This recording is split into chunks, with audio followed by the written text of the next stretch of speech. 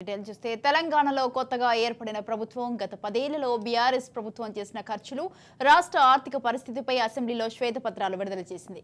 కాంగ్రెస్ ప్రభుత్వం విడుదల చేసిన శ్వేతపత్రాలకు ధీటుగా బీఆర్ఎస్ పార్టీ శ్వేతపత్రం విడుదల చేయడానికి సిద్ధమైంది.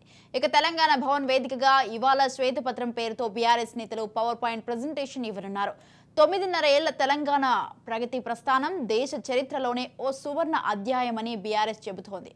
పగలు రాత్రి తేడా లేకుండా చెమటోడ్చి నిర్మించిన తెలంగాణ ప్రతిష్టను దెబ్బతీస్తే సహించేదే లేదని బీఆర్ఎస్ అధిష్టానం ఎమ్మెల్యే కేటీఆర్ గట్టిగా చెబుతున్నారు. ఇక విఫల రాష్ట్రంగా చూపించాలని ప్రయత్నిస్తే భరించం, అగ్రగామి రాష్ట్రాన్ని అవమానిస్తే ఎట్టి పరిస్థితుల్లో ఊరుకోం, గణాంకాలతో సహా తెలంగాణ వాస్తవ ముఖ చిత్రాన్ని వివరిస్తామన్నారు. తాము చేసింది అప్పులు కాదని అభివృద్ధి అన్నారు. శ్వేతపత్రం పవర్ పాయింట్ ప్రెజెంటేషన్ ద్వారా తెలంగాణ రాష్ట్రానికి సృష్టించిన సంపదను శనివారం ఆవిష్కరిస్తామని గులాబీ పార్టీ నేతలు చెబుతున్నారు.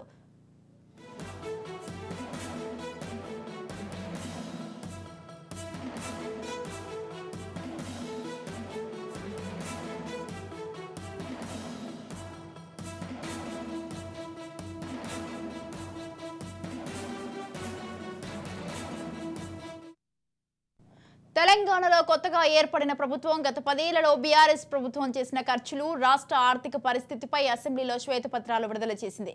కాంగ్రెస్ ప్రభుత్వం విడుదల చేసిన శ్వేతపత్రాలకు ధీటుగా బీఆర్ఎస్ పార్టీ శ్వేతపత్రం విడుదల చేయడానికి సిద్ధమైంది.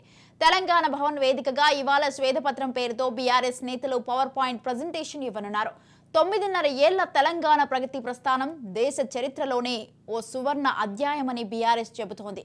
పగలు రాత్రి తేడా లేకుండా చెమటోడ్చి నిర్మించిన తెలంగాణ ప్రతిష్టను దెబ్బతీస్తే సహించేదే లేదని బీఆర్ఎస్ అధిష్టానం ఎమ్మెల్యే కేటీఆర్ గట్టిగా చెబుతున్నారు.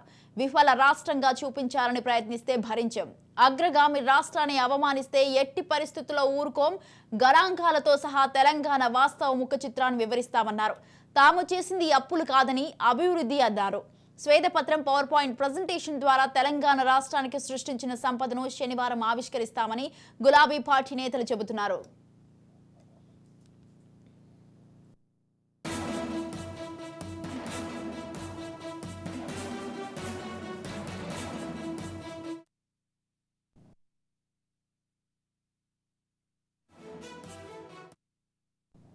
ఇక మరోవైపు పవర్ పాయింట్ ప్రెజెంటేషన్ ను బీఆర్ఎస్ ఇప్పుడే వాయిదా వేసింది. వాయిదా వేస్తున్నట్టు ప్రకటన కూడా చేసింది.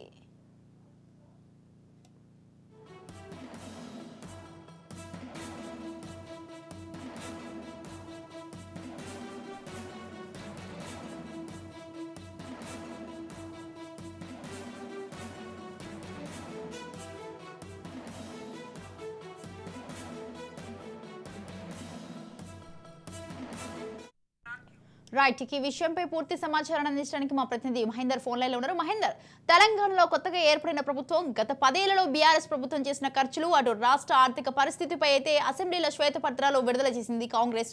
ఇటు కాంగ్రెస్ ప్రభుత్వం విడుదల చేసిన శ్వేతపత్రాలకు ధీటుగా అయితే బీఆర్ఎస్ పార్టీ శ్వేతపత్రం విడుదల చేయడానికి సిద్ధమైంది. సో ఇప్పుడైతే విడుదల చేయడానికి సిద్ధంగా ఉన్న కేటీఆర్ పవర్ పాయింట్ ప్రెజెంటేషన్ అయితే వాయిదా వేయడం జరిగింది. దీనిపై మీ అప్డేట్స్ ఏంటి? తెలంగాణ సమావేశాలు చాలా రసవత్తరంగా సాగాయని చెప్పొచ్చు. ఇటు అధికార కాంగ్రెస్ పార్టీ, ఇటు ముఖ్యమంత్రి రేవంత్ రెడ్డి అందరికి కూడా అవకాశం, సభలు అందరికి అవకాశాలు ఇస్తూనే అందరి చేత కూడా తెలంగాణ ప్రజలకు ప్రభుత్వం, తెలంగాణ బీఆర్ఎస్ ప్రభుత్వం చేసింది ఏంటి అనేటట్టుగా పూర్తిగా శ్వేతపత్రాలు, ఎంత మేర అప్పులు తీసుకున్నారు, ఎంత అభివృద్ధి చేశారు, అభివృద్ధి చేశారు, ప్రతి శాఖకు సంబంధించినటువంటి పూర్తి వివరాలు ముందు అయితే వారు పెట్టడం జరిగింది. ఆ రకంగా పాలన కొనసాగించే మొదట్లో పూర్తిగా తెలంగాణ ప్రజలకు కాంగ్రెస్ పార్టీకి ఏదైతే ప్రభుత్వానికి బీఆర్ఎస్ ప్రభుత్వం గత ప్రభుత్వం ఇచ్చినటువంటి అప్పులు లెక్కలు పూర్తిగా తెలియాలి.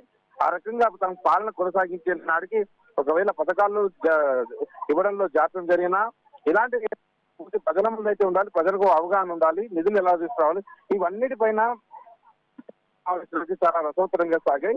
అయితే కాంగ్రెస్ పార్టీ ఏదైతే కాంగ్రెస్ ప్రభుత్వం విడుదల శ్వేతపత్రాలు పూర్తిగా అవాస్తవాలు, పూర్తిగా అవన్నీ కూడా ఎప్పటికప్పుడు లెక్కలు ప్రజలను మభ్యపెట్టడానికి అనేటట్టుగా బీఆర్ఎస్ కూడా గట్టి కౌంటర్ ప్రభుత్వానికి ఇచ్చింది. అయితే ఇక సభలు జరిగిన అనంతరం ఇటు బీఆర్ఎస్ పార్టీ కూడా తాము కూడా పూర్తిగా శ్వేతపత్రం విడుదల చేస్తామన్నట్టుగా నేడు బీఆర్ఎస్ పార్టీ కార్యాలయంలో వారు నిర్ణయించుకున్న నేపథ్యం. అయితే కొన్ని అనివార్య కారణాల వల్ల అది జాప్యం జరుగుతున్నట్టుగా తెలుస్తుంది. మరికొద్ది రోజులు ఇవాళ సాయంత్రానికి లేదా రేపా అన్నట్టుగా మరికొద్ది సమయం అయితే వాళ్ళు తీసుకునే అవకాశం అయితే కనిపిస్తుంది. మొదట నేడు పూర్తిగా 10 ఏళ్ల పాటు చేసినటువంటి అభివృద్ధి పాలన ఎంత మేర అభివృద్ధి చేశాము, ఎంతెంత చేశాము అనేటట్టుగా పూర్తి అవగాహన కార్యక్రమాలు చెప్తూ పూర్తి ప్రభుత్వం పైన బురద జల్లి కట్టుగా మేము చేయట్లేదు, ఖచ్చితంగా మేము అంగీకరిస్తాం, కానీ ఎంత వాస్తవాలనేది చెప్తేనే మేము కూడా దాన్ని యాక్సెప్ట్ చేస్తామన్నట్టుగా ఇటు బీఆర్ఎస్ పార్టీ స్వీకరించిన నేపథ్యం.